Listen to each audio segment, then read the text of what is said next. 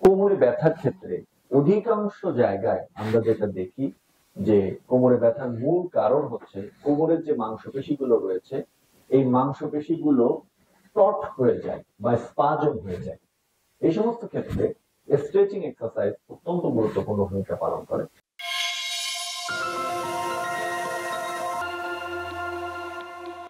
আসসালামু আলাইকুম।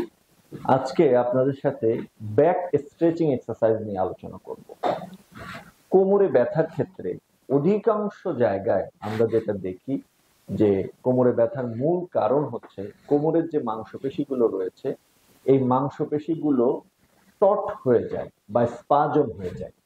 এই সমস্ত ক্ষেত্রে স্ট্রেচিং এক্সারসাইজ অত্যন্ত গুরুত্বপূর্ণ ভূমিকা পালন করে। স্ট্রেচিং এক্সারসাইজ হচ্ছে সেই ধরনের এক্সারসাইজ যেখানে আমরা মাংসপেশির প্রসারণ ক্ষমতাকে বাড়ানোর জন্য চেষ্টা করি। তো চলুন দেরি না করে দেখে নেওয়া যাক ব্যাকের কি কি স্ট্রেচিং এক্সারসাইজ আমরা করতে পারি। তো প্রথমে আমরা যেটা করব সেটা হচ্ছে হ্যামস্ট্রিং স্ট্রেচিং এক্সারসাইজ। এই জন্য প্রথমে এভাবে আমাদেরকে শুয়ে পড়তে হবে এবং একটা পা টেনে বুকের কাছে নিতে হবে এবং হাত দিয়ে এটাকে একটু চাপ দিতে হবে। এই চাপ দেওয়া অবস্থায় 30 সেকেন্ড ধরে রাখতে হবে। এমন ভাবে ধরে রাখতে হবে যেন এই জায়গাটাতে কোমরের এবং এই পিছনের মাংসপেশিগুলোতে একটু টান পড়ে। এই অবস্থায় 30 সেকেন্ড ধরে রাখতে হবে। তো এক পা শেষ হলে একইভাবে অপোজিট পাটা আমরা স্ট্রেচিং করব। অপোজিট পাশের যে মাসেল গুলো আছে সেগুলোকে স্ট্রেচিং। এরপরে আমরা যেটা করব যে দুই পায়ের মাংসপেশিগুলো একসাথে স্ট্রেচিং করব। এজন্য আমরা দুই পা এভাবে করে ধরবো এবং একটু নিচ থেকে এভাবে আমরা এটাকে টান দিব এবং পাটাকে যতদূর সম্ভব আস্তে আস্তে উঁচু করার চেষ্টা করব। এই অবস্থায় আমরা 30 সেকেন্ড ধরে রাখবো। এটা তো আমাদের হ্যামস্ট্রিং এবং ব্যাক যে মাসেল গুলো রয়েছে প্যারাস্পাইনাল মাসেল সেগুলোতে স্ট্রেচিং হয়।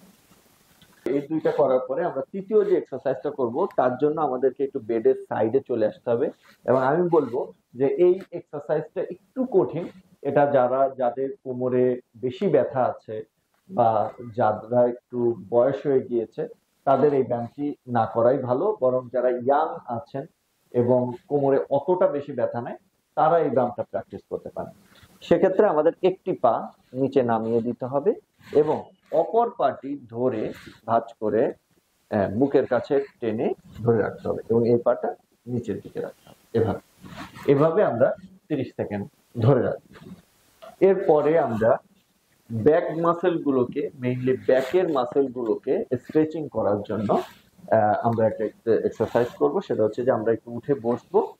উঠে বসে হাতটাকে যতদূর সম্ভব, পাটা ভাঁজ হবে না, হাতটাকে যতদূর সম্ভব সামনে নিয়ে এভাবে কুজা হয়ে 10 সেকেন্ড ধরে রাখবো। তবে মনে রাখতে হবে যাদের পিএলআইডি আছে বা নার্ভের ডিসকম্প্রেশনের পেইন আছে তাদের ক্ষেত্রে কিন্তু এই ব্যায়ামটি এভাবে করা ঠিক হবে না। তো এই মোটামুটি আমাদের কোমরের স্ট্রেচিং এক্সারসাইজ গুলো। আশা করি এই ব্যায়ামগুলো করলে আমাদের মাংসের প্রসারণ ক্ষমতাগুলো বেড়ে যাবে বা স্ট্রেস হওয়ার ক্ষমতাগুলো বেড়ে যাবে এবং সহসা হুট করে স্পাজম হওয়া বা ব্যথা পাওয়া সেখান থেকে আমরা কিন্তু মুক্তি পেতে পারি। তো ধন্যবাদ সবাইকে আমাদের সাথে থাকার জন্য।